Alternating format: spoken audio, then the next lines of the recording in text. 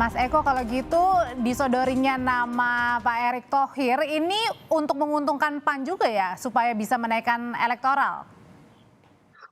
Enggak, yang saya bilang tadi, kita sebelum sebelum Pak Erick jadi menteri, itu historisnya udah panjang gitu ya. Nah, terus tiba-tiba beliau jadi menteri, terusnya Kan banyak nih support. nama-nama lain, kenapa harus Pak Erick akhirnya?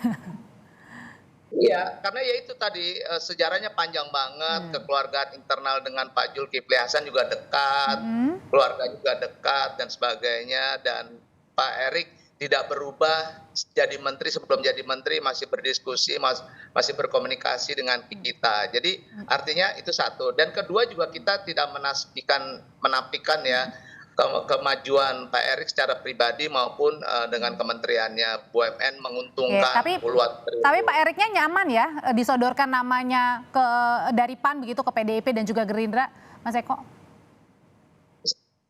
Sekarang gini, Pak Erick itu kalau nggak nyaman nggak mungkin dia mau ikut ke sana kemari, ikut bergerak bersama kita senam di kampung-kampung, beliau ikut loh di DKI Jakarta, 5 wilayah. Cuma belum Kepulauan Seribu aja. Pelosok-pelosok udah dia ikutin gitu ya. Itu satu. Kedua, artinya kita pun juga dia mau membuat sesuatu yang terbaik buat Indonesia. Contoh misalnya PSSI yang disebutkan Mas Burhan tadi. Oke. Jadi buat saya jadi artinya satu kesatuan utuh lah, saling melengkapi satu sama lain gitu.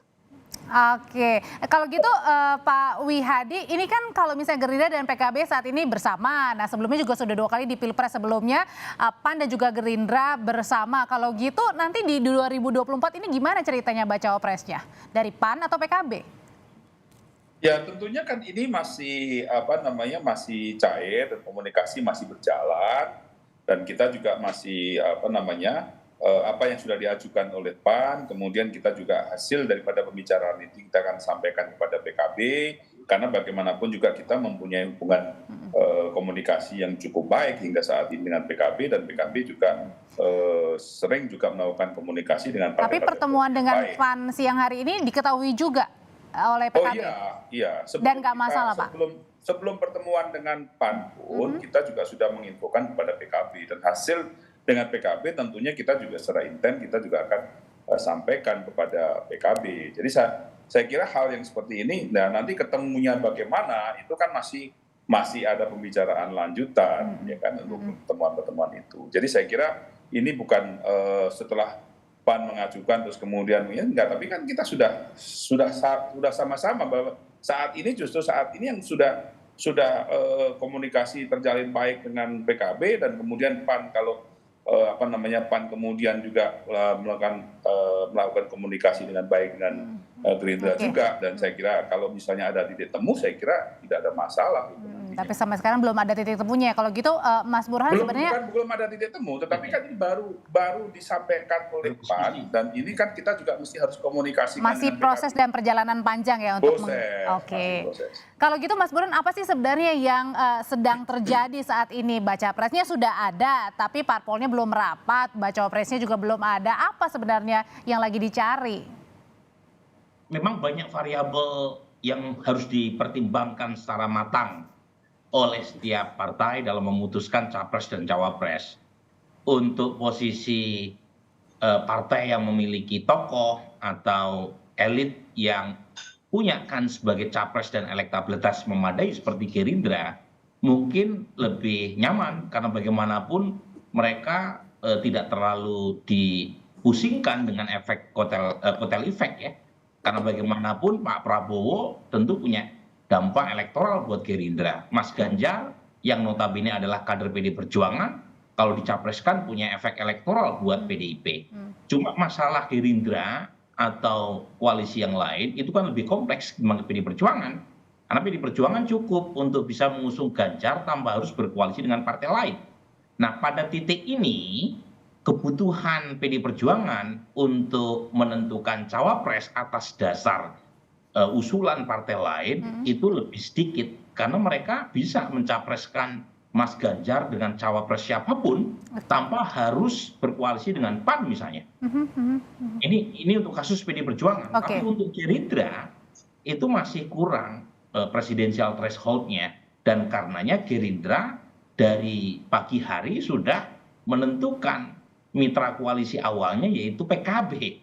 Cuma masalah PKB ini kan kompleks, ketua umumnya tidak punya elektabilitas yang memadai. Dengan segala hormat saya kepada Caimin, Caimin meskipun sudah bekerja cukup all out. Jadi artinya bisa bertaruh juga nih antara PAN dan PKB menyodorkan bacawa pres pilihan Pak Prabowo. Nah, kalau misalnya PAN dan PKB terjadi titik temu berkaitan dengan siapa cawapres yang layak untuk dijodohkan dengan Gerindra, mungkin bisa terjadi kesepakatan. Tetapi lagi-lagi kuncinya kan bukan hanya di Pak Prabowo untuk kasus koalisi Kebangkitan Indonesia Raya, tapi juga dengan Caimin, karena keputusan capres cawapres diputuskan oleh kedua ketua umum ini.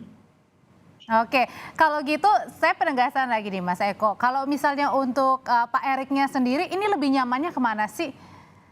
Kalau misalnya ditawarkan ke bacawa presnya ke Pak Prabowo atau pendampingnya Pak Ganjar?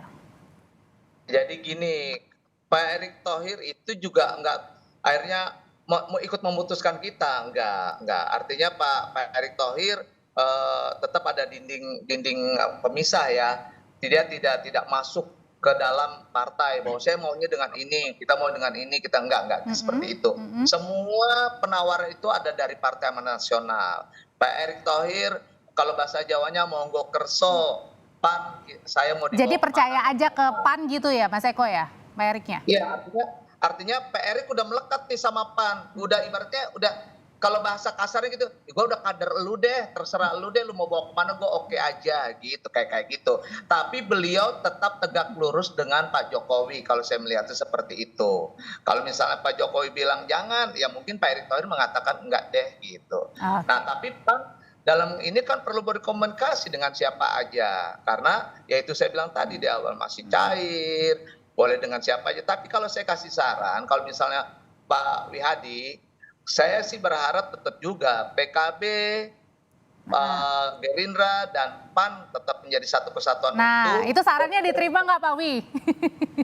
Diterima nggak sarannya Pak Wihadi? Kepentingannya apa, maunya seperti apa, karena buat kami itu saling melengkapi satu sama lain. Monggo Pak Wihadi, diterima nggak sarannya? Akan ketemu nggak nih ketiga parpol ini untuk bersatu? Saya kira kalau pertemuan itu sih tidak ada suatu hal yang menjadi masalah bagi kita, dan itu ada suatu hal yang baik bagi kita semuanya, bahwa pertemuan kalau sudah ada kata sepakat itu digantikannya bertemu terus kemudian menentukan siapa cawapresnya dan segala macam, itu saya kira lebih bagus. Tapi di sini bagaimanapun juga bahwa hingga saat ini kita itu masih dengan PKB, dan bagaimanapun juga kursi cawapres ini ada di Caimin. Ya kan, jadi dalam hal ini memang golden ticketnya ada di Caimin. Nah tentunya kalau ini kita bicara hasil depan ini, tentunya pembicaraan ini bukannya tidak mungkin bahwa pertemuan tiga ini akan terjadi.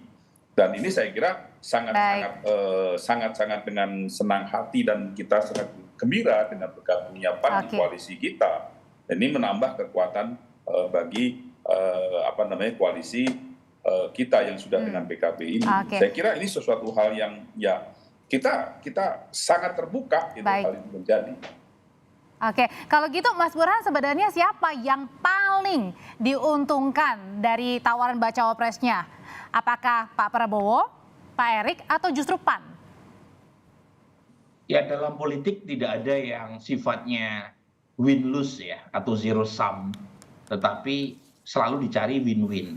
Semuanya merasa diuntungkan. Misalnya dalam konteks ini ya, kalau misalnya PAN PKB bergabung dengan Gerindra, itu luar biasa, itu tambahan amunisi buat Gerindra dan Pak Prabowo untuk memenangkan Pilpres 2024. Karena bagaimanapun PKB basis pendukungnya adalah NU, Islam tradisionalis, PAN akar dan basis kekuatan utamanya adalah Islam modernis, Muhammadiyah. Kemudian Gerindra adalah nasionalis. Jadi dan selama ini kalau kita lihat memang gabungan atau kombinasi antara Islam tradisionalis, modernis dan nasionalis itu yang menjadi pilar terbentuknya negara ini. Cuma kan masalahnya hubungan koalisi ini tuh Audrey itu sangat ditentukan oleh take and give. Ya, siapa dapat apa dan bagaimana caranya. Nah, pada titik ini titik temu untuk mencari siapa cawapres di antara PAN dan PKB itu akan sangat menentukan apakah koalisi 3 partai ini bisa terjalin ataukah lain bisa baik, berkembang. termasuk juga menentukan nanti apakah nama Pak Prabowo ketika sudah disandingkan akan menang di Pilpres 2024 atau tidak. Terima kasih Mas Burhan, terima kasih Pak Wihadi, dan juga terima kasih Mas Eko, sehat selalu. Terima kasih. Sama-sama. Terima kasih.